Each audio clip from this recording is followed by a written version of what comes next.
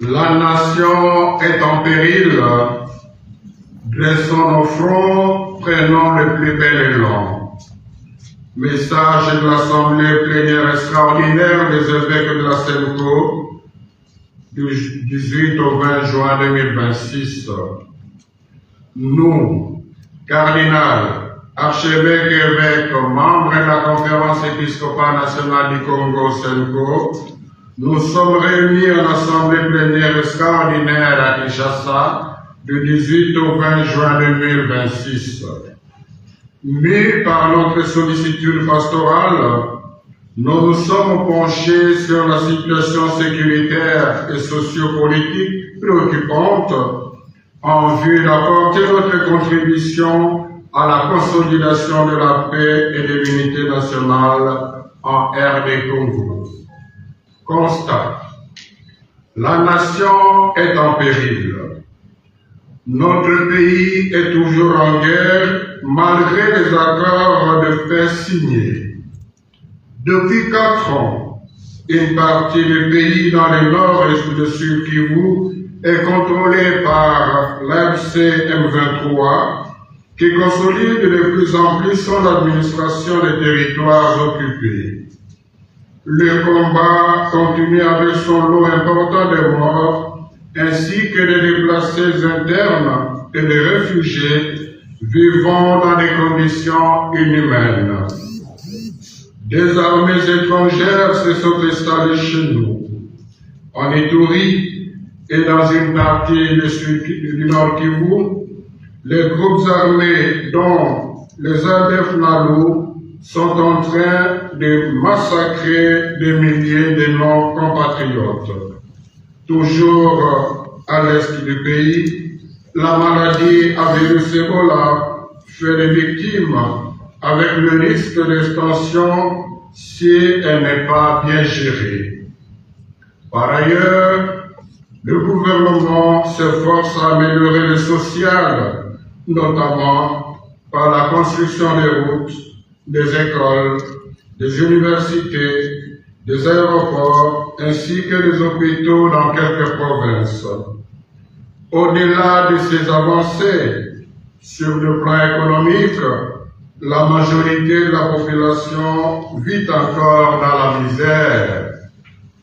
Les projets sociaux initiés par le gouvernement, notamment celui de couverture santé universelle, les programmes de développement local des 145 territoires, les projets à impact visible par le truchement de l'Église catholique sont en souffrance.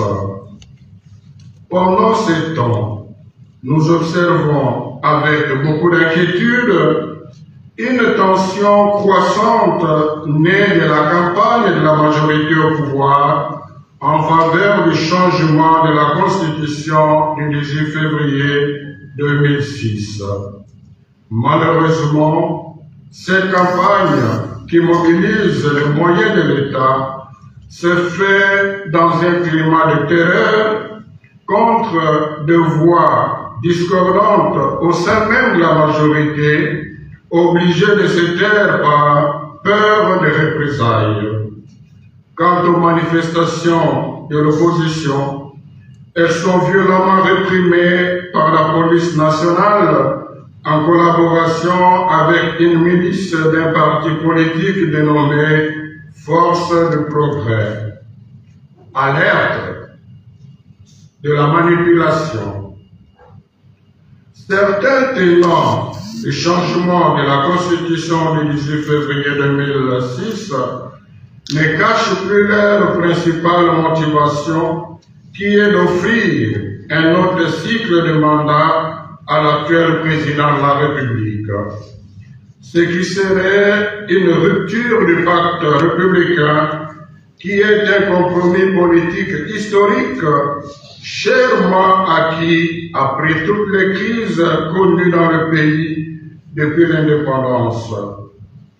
En effet, une des conséquences de la loi fixant les conditions d'organisation du référendum votée sous prétexte de combler un vide juridique serait de rendre possible un référendum qui permettrait de toucher en violation de l'ordre constitutionnel aux matières intangibles déjà verrouillées par l'article 220. Et pourtant, cet article représente un véritable rempart contre la dictature et la privatisation de l'État. Du danger du changement de la Constitution. Nous pensons, quant à nous, que tout passage en force dans cette direction comporte des risques énormes dans la balkanisation du pays. Dans un contexte où les rivalités politiques revêtent des connotations ethniques et tribales, le déclenchement d'une autre guerre civile est à redouter. De tout ce qui précède, après un profond discernement, nous ne voyons ni la nécessité, ni l'urgence, ni l'opportunité du changement de la Constitution. La priorité aujourd'hui en RD Congo, c'est la paix, le bien-être social du peuple congolais, l'unité et la cohésion nationale. Aujourd'hui, du nord au sud, de l'est à l'ouest, notre pays fait face à une insécurité généralisée et à une désacralisation sans précédent de la vie humaine. On assiste à une montée vertigineuse de violences physiques et verbales, surtout dans les grandes villes. Cette situation inquiète toute personne soucieuse de l'avenir du pays, car ce sont des jeunes manipulés et incorporés dans les groupes transformés en milices qui sèment la terreur parmi les populations et imposent parfois les taxes indues au vu et au su de tout le monde sans être inquiétés. Malgré les dispositions constitutionnelles confèrent l'article 190. Si nous n'y prenons garde, nous assisterons à des affrontements interurbains ou interethniques que personne ne saura maîtriser. De la maladie à virus Ebola. Aussi, dans ces contextes d'agitation sociopolitique qui risquent de détourner notre attention des enjeux de notre société, ne perdons pas de vue que la maladie à virus Ebola est un danger pour tous. Il est important que chacun se comporte de façon responsable en respectant les gestes barrières. En présentant nos condoléances aux familles éprouvées, nous exprimons notre sollicitude paternelle et notre gratitude au personnel soignant et aux volontaires engagés dans la lutte contre cette épidémie en collaboration avec le gouvernement et les organisations internationales, tout comme celles locales, dont nous apprécions l'aide. Recommandations. Dès ses origines, la CENCO défend constamment le respect de l'ordre constitutionnel comme gage du maintien d'une paix durable. Fidèles à cet engagement, nous recommandons au président de la République d'honorer le serment qu'il a prêté devant Dieu et la nation, celui de respecter et de défendre la Constitution promulguée en 2006, article 74. Agir autrement engagerait sa responsabilité personnelle et historique. Aux ecclésiastiques et agents pastoraux, de faire large diffusion de ces messages et d'éveiller de diverses manières la conscience de nos fidèles ainsi que celle des hommes de bonne volonté, afin de résister aux manipulations visant le changement de la Constitution. Nous nous réservons le droit de revenir à vous pour vous annoncer, le moment venu, quelques actions concrètes à mener. À la population de faire preuve de vigilance pour s'opposer par tous les moyens légaux et pacifiques à toute tentative de modification des articles verrouillés.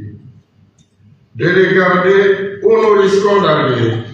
Le pays va très mal. Mettons-nous debout, dressons nos fronts encore courbés.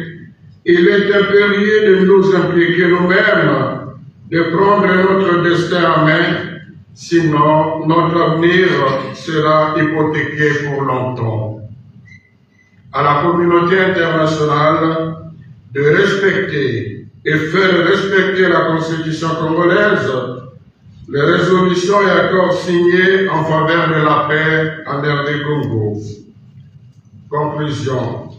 À la lumière de la lettre encyclique Magnifica Humanitas du pape Léon XIV, qui nous invite de passer de la culture de la puissance à une véritable culture de la négociation, nous sommes convaincus que seul le dialogue, dans l'esprit de l'initiative Pacte social pour la paix et le bien vivre ensemble en RD Congo et dans la région des Grands Lacs, proposé par la SENCO, l'Église du Christ au Congo, le CC, permettra de consolider la cohésion nationale et surtout d'organiser les élections dans le respect du délai constitutionnel. Comme nous l'avions dit en 2018, et nous le réaffirmons, le président de la République est élu au suffrage universel direct pour un mandat de 5 ans, renouvelable une seule fois. Il s'ensuit que tout président ayant épuisé le deuxième mandat ne peut plus en briguer un troisième. Puisse le Seigneur, par l'intercession de la Sainte Vierge Marie, Notre-Dame du Congo, nous donner la lucidité, la sagesse et l'humilité de nous engager à respecter et à faire respecter l'ordre constitutionnel afin d'épargner le pays d'une crise pire que celle que nous vivons aujourd'hui. À la signature, tous les évêques présents à l'Assemblée féminine.